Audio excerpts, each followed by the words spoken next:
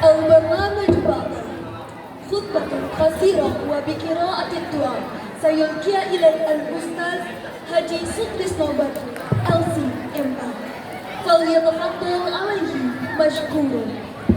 Ceramah agama oleh Al-Ustaz Al-Mukarram Haji Sutrisno Badru LCMA sekaligus ditutup dengan doa. Kepada Al-Ustaz disilakan. Bismillahirrahmanirrahim. Assalamualaikum warahmatullahi wabarakatuh.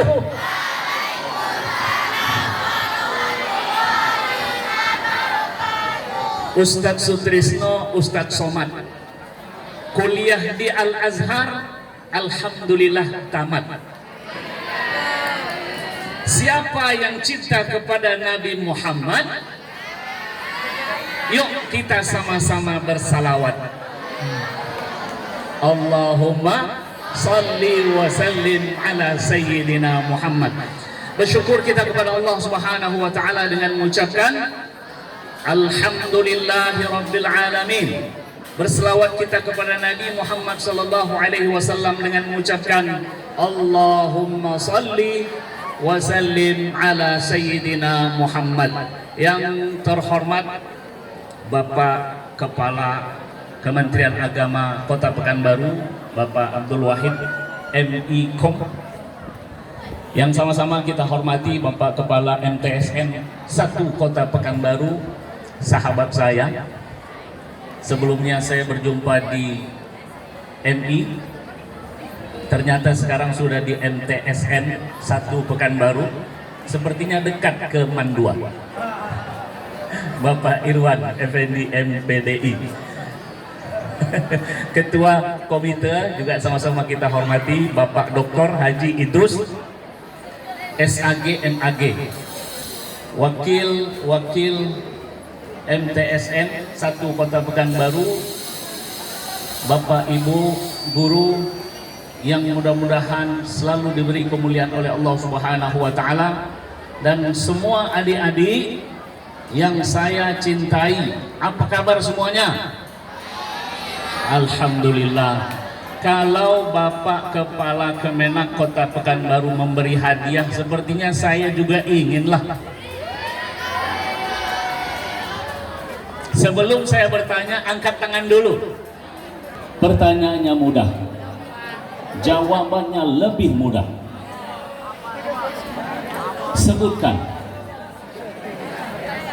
Sebutkan saja, nggak perlu jelaskan. Sebutkan nama Nabi Muhammad sampai ke kakeknya yang kelima.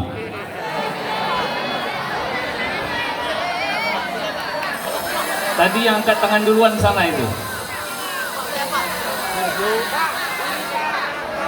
Udah. Inilah yang terdekat. Ini dari tadi ngangkatnya. Ya, silakan. Muhammad bin Abdullah bin Abdul Muthalib bin Hashim bin Abdi Manaf bin Qusay bin Kilab.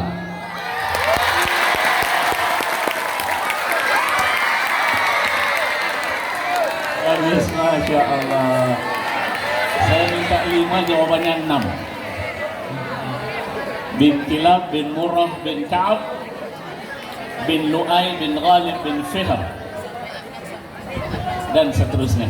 Baik, kita mulai kajian tentang sirah Nabi Muhammad sallallahu alaihi wasallam. Pertanyaan sesudah kita mengaji. Kalau tadi sebagai pembuka, nanti sesudah saya sampaikan kajian tentang Maulid Nabi besar Muhammad sallallahu alaihi wasallam, akan saya tanya lagi. Insyaallah juga mendapatkan hadiah. Adik-adik sekalian, majelis guru, kepala sekolah, Bapak Kemenak, Bapak Komite yang dimuliakan Allah Subhanahu wa taala, ketika Nabi kita Muhammad sallallahu alaihi wasallam lahir, ada seorang penyair menyampaikan kata-kata syairnya. Bunyi syairnya adalah Wulidal huda fal kainatu diya'u wa famuz zamani tabassumu wa thana'u. Tadi pembawa acara yang bahasa Arab bisa nerjemahkan. Wulidal huda fal kainatu diya'u. Wulidal huda kainatu diya'u. Wulidal huda. Wulida al huda. Lahir petunjuk. Wulidal huda. Wulidal huda. Ya. Telah lahir. Wulidal huda fal kainatu diya'u. Petunjuk atau penjelasan tentang kelahiran. Betul, penjelasan. Kalau penjelasan betul semua. Baik, wulidal huda fal kainatu diya'u. Telah lahir yang memberi petunjuk, yaitu Nabi besar Muhammad sallallahu alaihi wasallam. Fal kainat, semesta alam, diya, bercahaya. Wa famuz zaman, mulut daripada masa, tabassumun wa thana'u, tersenyum dan memberi pujian. Hari ini tanggal 11 Rabiul Awal, besok tanggal 12 Rabiul Awal. Tadi Bapak Kepala Kemenak menanyakan tanggal berapa Masehi lahir Nabi besar Muhammad sallallahu alaihi wasallam. Udah ada yang dibenarkan tadi belum? Belum dibenarkan, Pak. Belum. Berarti memang belum benar. Tanggal 20 sampai 22 April 571. Antara itu.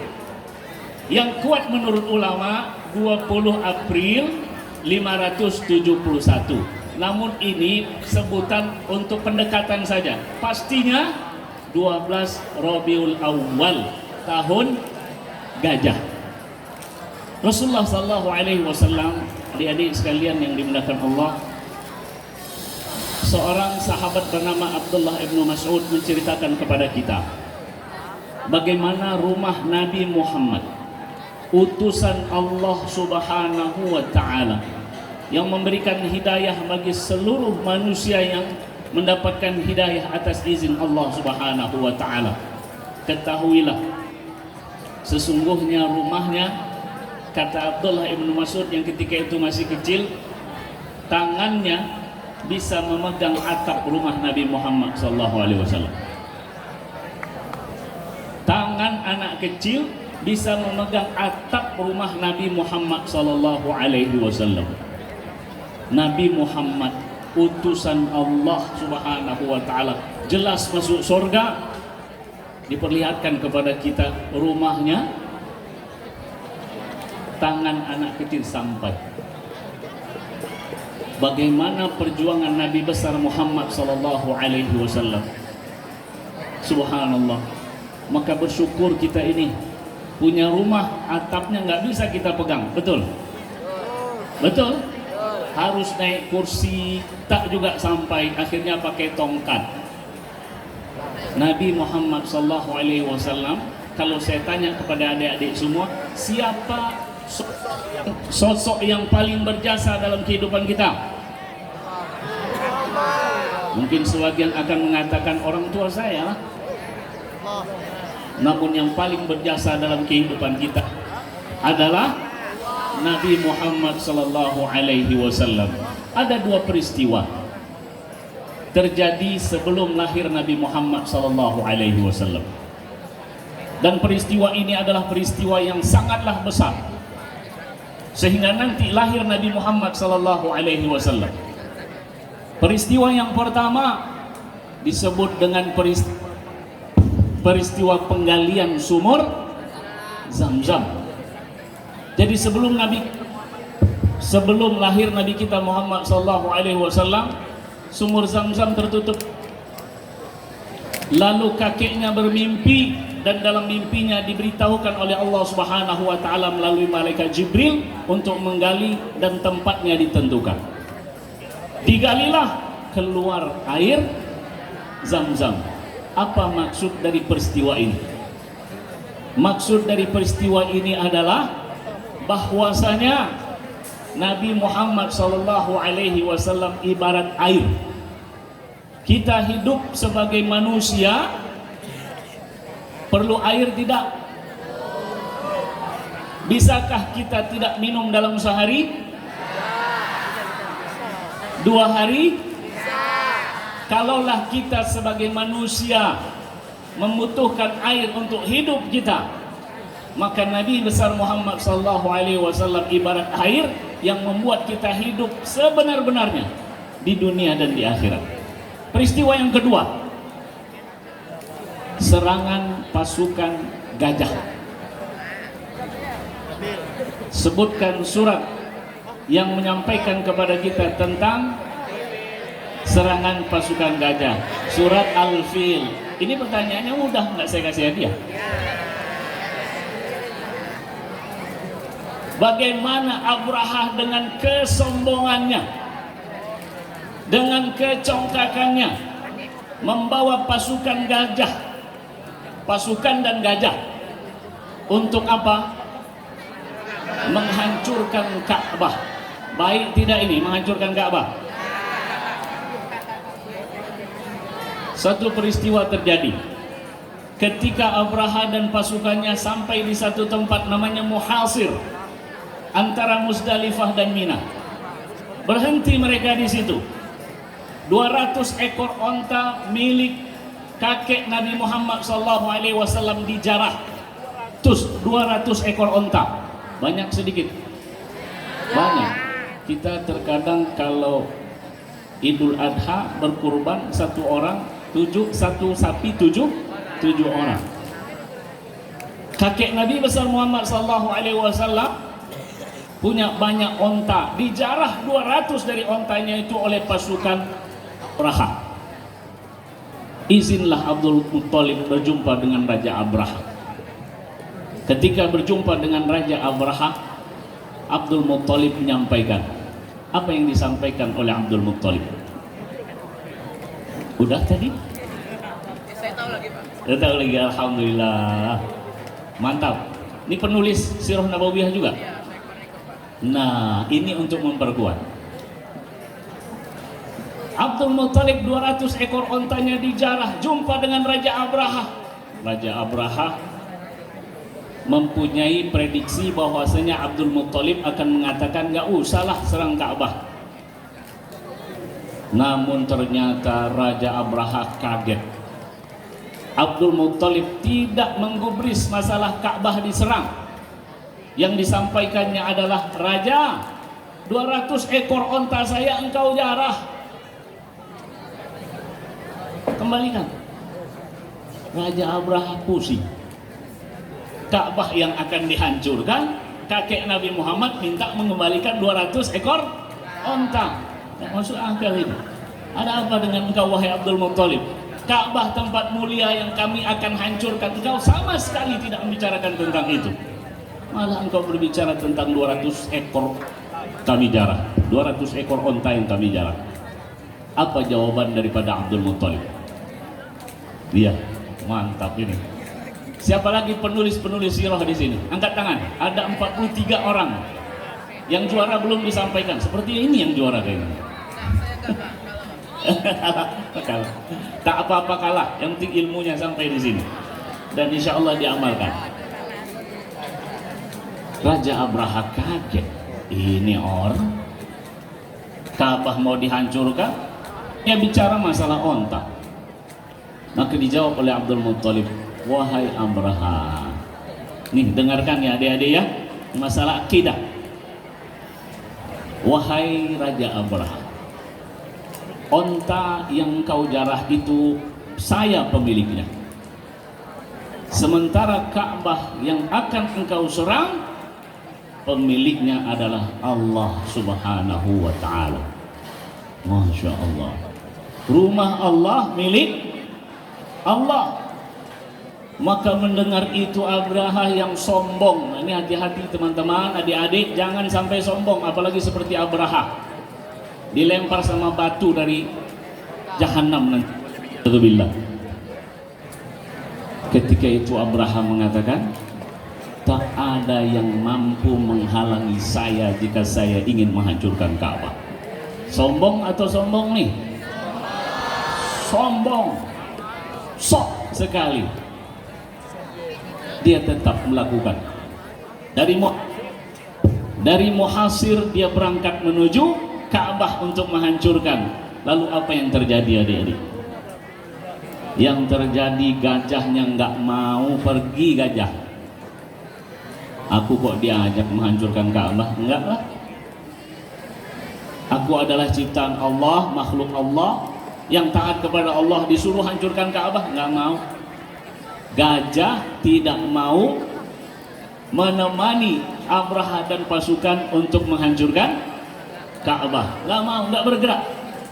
Ada di antara adik-adik yang bisa mendorong ataupun menarik gajah? Ya bisa. Namun apa yang terjadi sesudah itu? Ketika gajah dihadapkan ke Yaman, tempat asal mula mereka, gajah ini lari pontang-panting. Hore! Aku tak jadi menghancurkan Ka'bah dan aku tidak mau. Mungkin kalau bisa bicara, gajah seperti itu. Gajah adalah hewan. Ketika diperintahkan untuk menghancurkan Ka'bah, nggak mau. Dan peristiwa ini sebelum lahir Nabi Muhammad sallallahu alaihi wasallam. Abraha pun mati, dilempar oleh Allah Subhanahu wa taala dengan batu-batu sebesar biji bubur kacang hijau, namun mematikan. Peristiwa inilah akhirnya disebut lahir Nabi besar Muhammad sallallahu alaihi wasallam di tahun gajah. Belum ada lagi Hijriah, karena Hijriah ditentukan di masa Umar bin Khattab radhiyallahu anhu. Di masa Nabi Muhammad tidak ada tahun Islam. Di masa Abu Bakar radhiyallahu anhu 2 tahun tak ada tahun Islam. Di masa Umar bin Khattab ditentukanlah tahun Islam. Jadi adik-adik, kesimpulannya, ketahuilah tanggal, bulan, dan tahun Hijri. Tadi ketika ditanya tanggal berapa kita hari ini, 7 Oktober, sepakat. Lalu ditanya tanggal berapa Hijriah kita, kan gitu kan? Ada yang menyebut tanggal segini, ada yang menyebut tanggal segini.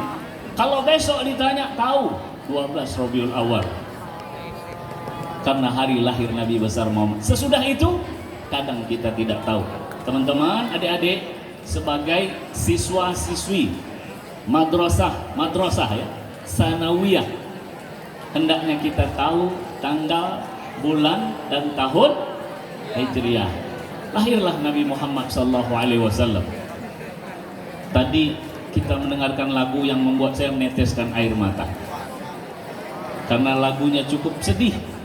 Bagaimana Nabi besar Muhammad sallallahu alaihi wasallam ketika lahir sudah tidak menjumpai bapaknya. Betul? Puncak yatim yang paling tinggi itu adalah ketika anak lahir dia tidak dipeluk oleh bapaknya karena bapaknya sudah meninggal. Puncak yatim yang paling tinggi ketika anak lahir dia tidak bisa memanggil papa karena bapaknya sudah meninggal. Dan itu adalah Nabi kita Muhammad sallallahu alaihi wasallam. Lahir Nabi Muhammad sallallahu alaihi wasallam. Namun sebelum lahir, dengarkan adik-adik. Kenal Abu Lahab? Kapan jumpanya dengan Abu Lahab? Kok kenal? Tahu. Siapa nama Abu Lahab? Abdul Uzza. Masya Allah, pintar-pintar ini siswa-siswi yang TSN ini. Kalau saya banyak tanya habis juga sepertinya hadiahnya. Siapa tadi? Uzza. Ketika Siti Aminah hamil tua dan akan melahirkan, Abu Lahab perintahkan kepada budaknya. Siapa nama budak? Siapa nama budak perempuan daripada Abu Lahab? Suwaibah. Masya Allah. Penulis juga nih.